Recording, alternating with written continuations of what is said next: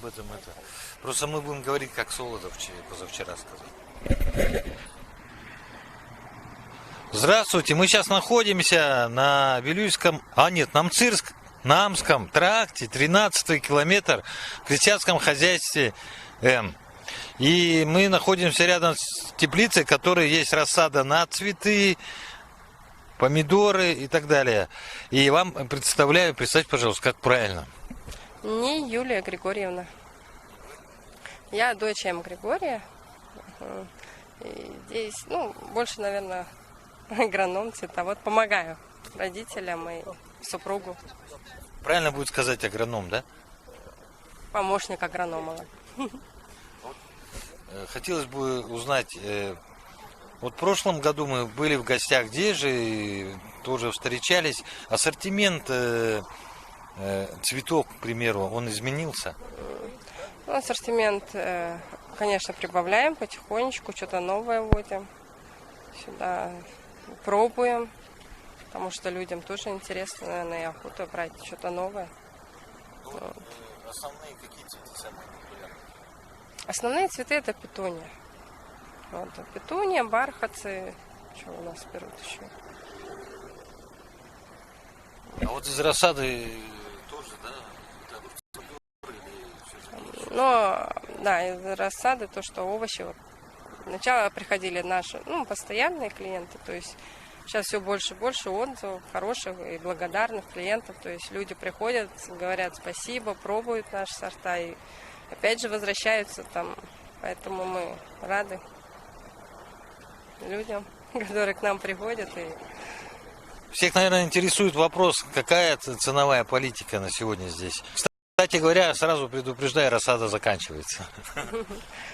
Цены остаются у нас как позапрошлых годах, то есть мы их не поднимаем, потому что, тоже людей, входим в положение людей, и хотя растет все, цены увеличиваются на все, то есть на семена, цветы, овощей, это все идет в рост. Конечно, и все, и уголь, и дрова, это все, и вода в том числе, то есть это все покупается. И вы ради наших якутян держите цены, я правильно понимаю?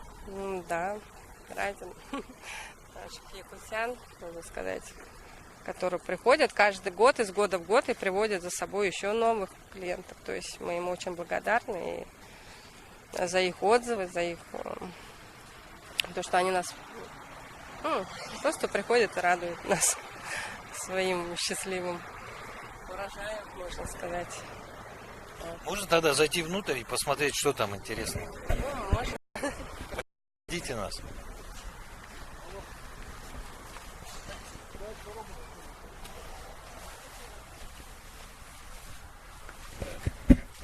Смотрите, здесь такая красота. Покажите.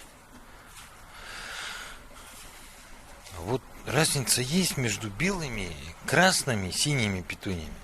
Сорта везде разные. То есть сорта, то, что низко, вот видите, голубые, они там чуть повыше, это все от сортов зависит. Размер только, да? Размер цветка, конечно. Потом, то есть сам цветок, грандифлора, допустим, берем. Есть мультифлора, меньше идет. У нас любят все большое. А у них есть какая-то разница, наверное, в ухаживании? Это же петуния самая неприхотливая. В основном петуния самая неприхотливая, то есть она хорошо разрастается. Вот. Что еще? И у нас в основном сорта кустовые идут, то есть они идут кустом, а не в стебель, не в высоту там. А куст это как минимум 3 штучки, да? Что? На кусте. Не, на кусте очень много штучек.